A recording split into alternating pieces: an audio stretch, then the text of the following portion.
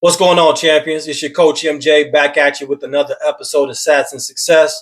Time for us to learn and grow, so let's go. So, remember in the last episode of Financial Friday, I talked about how there are levels to wealth building. There's levels to this game. We talked about getting out of debt as a level. We talked about having an emergency fund as a level. Now, what do you think we're going to discuss here on today as another level? Can you guess? Now, the level that many of you think we're going to talk about, we're actually not going to talk about today. We're not going to talk about investing. We're just not. Okay. Now, some of you are like, come on, MJ. I don't have any bad debt. I have money saved up for an emergency. I need to know about that next level. And we will get there. I promise you. Also, in the last episode, I said that you can't circumvent these levels. You remember that? Go back and check out that video. I have the link to that video in the description below. If you didn't see that video, go check it out. All right. And while you're at it, don't forget to subscribe to the channel. Turn on your bell notifications so that your algorithm can do its part, push this content out to you whenever it drops. Okay. So we got that stuff out of the way. Let me say again, there are levels to this. And I need you to develop a deeper conviction as to why it's so important to take responsibility of your own financial future. Why investing is so important. I need you to develop a deep conviction as to why these things are important so that you don't get shaken out during bear markets. Markets go up, but they also go down. All right. So I want to make sure that you're doubling down when everyone else is running. In order for you to do that, I need you to understand what you hold and why you hold it. So someone doesn't come along, fudge you out of your wealth. I need you to have a deep understanding of why you must think differently. That's the goal here on today. All right. I need you to start looking at money from a whole new money blueprint. The blueprint that we were given originally, it doesn't work in today's world. Now, I won't go as far as to say that it was faulty from the get-go because depending on your goals in the earlier days, it actually worked. Because in the earlier days before the Fed, all right, you could actually go to work, save money, retire, and live comfortably off the fruits of your labor. But you can't do that any longer. Those days are gone. We've had irresponsible fiscal policy, and of course, our Fed, they broke the system, man. They freaking broke the system. So the stuff that we were taught about money is no longer applicable in today's world. Meaning, if you don't become responsible for your own financial future and understand that you should work for equity, don't miss this. Understand that you have to work for equity and assets. You are going to get absolutely cooked in the years to come. And I can't be any more blunt than that. Let me give you an analogy to drive home the point I'm making. It's football season. It's my favorite time of the year. This money game, everyone is a part of it. In some way, shape, form, or fashion, everyone is touching money. Heck, even little kids touch money from time to time. Here, little Johnny, here's $1. Go buy yourself some candy. Here, little Johnny, there's $5. Go buy yourself something. Everybody is touching money. And just like everybody is touching money, everybody is in the football stadium. Everybody. Now, where you are in the stadium is what you've been taught about money, what you believe about money.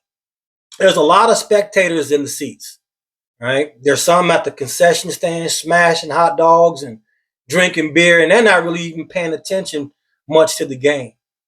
You got some in the suites, some in the press box suites, and then you got the players on the field. Now, just like the money game, again, everybody in the stadium has a different understanding of the rules of the game. Now, the group that had better know the rules better than anyone else in the stadium, players, right?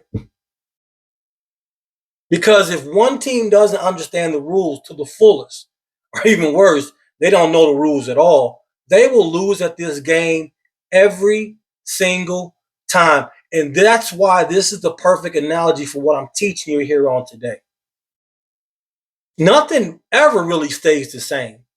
Things change. Heck, over the last few years, football has seen several rule changes. We have far too many people playing the money game based on the old rules, or worse yet, not having any understanding of the rules of money. No understanding of the rules of the money game at all. So, for you that are already out of debt and have emergency money saved, I can't teach you about investing today because I have to make sure your mindset about the game of money is right before you come to the deep end of the pool so you don't get drowned. You picking up what I'm putting down? I got to make sure your mindset about money, what you know and understand about money, is different before you come and join us at the deep end of the pool.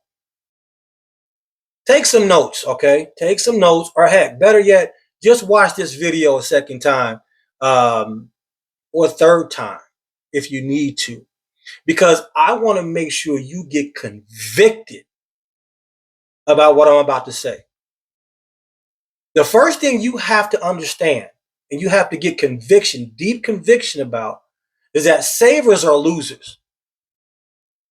Savers are losers. And this is not a personal attack.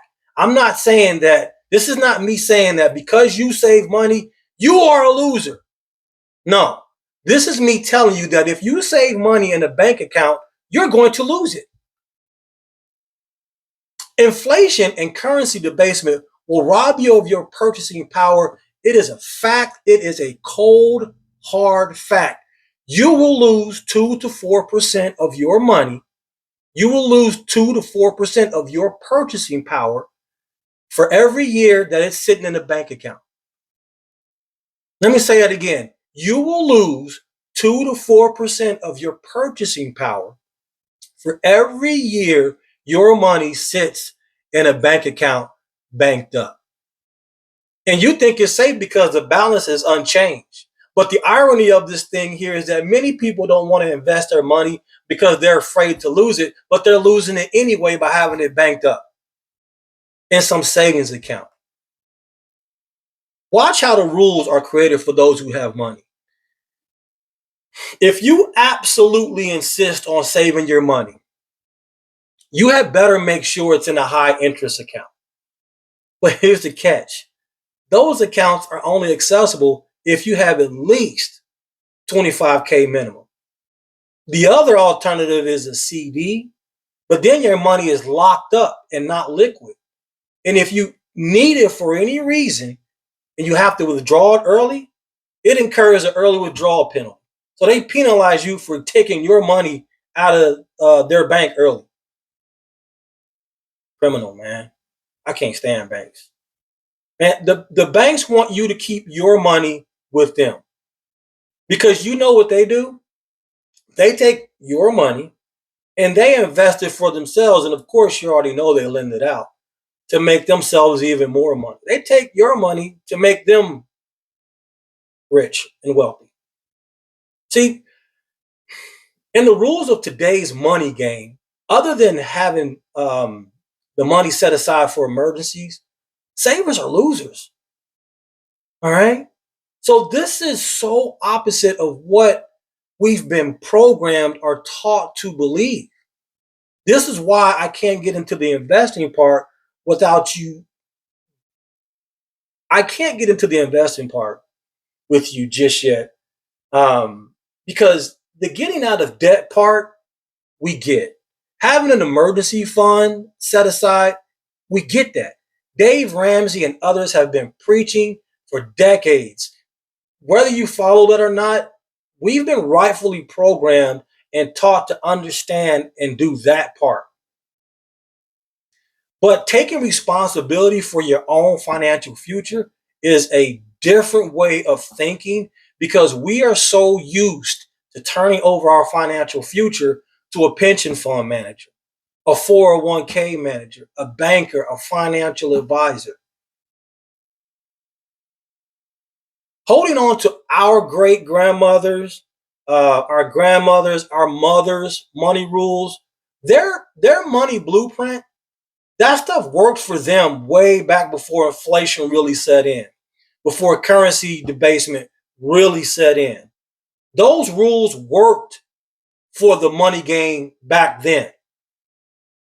The rules have been updated, and we have to come to grips with that and accept that. We have to come to grips with that. We have to accept that. Back in the day, it was okay to play checkers with your money. Okay? That's not okay today. We have to play chess in today's economy. We have to think 2, 3, 4 moves ahead. You have to know the new rules to money. And you have to accept this is the way that things are. You have to know it, then you have to accept it. So you can make the money moves you need to make, unlike those who won't make the money moves they need to make because they will not accept that things are different now, because they don't know that the rules have changed. And those are the people who will get absolutely cooked. There's going to be a new word for struggle in the next 3 to 5 years. If you refuse to take the time to understand and accept this money paradigm shift, it's changed. There's a new money blueprint, a new money paradigm, a new shift. And we have to shift our mentality, our thinking to this new paradigm. Because if you refuse to accept the new rules of money, you're going to get cooked, man. The new goal in today's money game is to own equity and assets.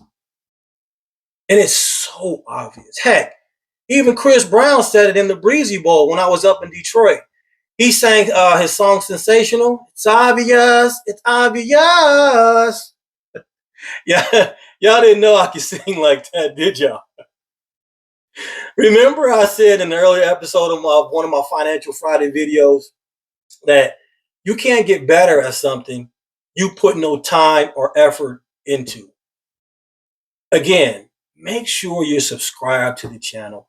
Turn on your bell notifications. Smash that like button if you're getting any value out of these videos. That's all I got for you today. I love you. I appreciate you.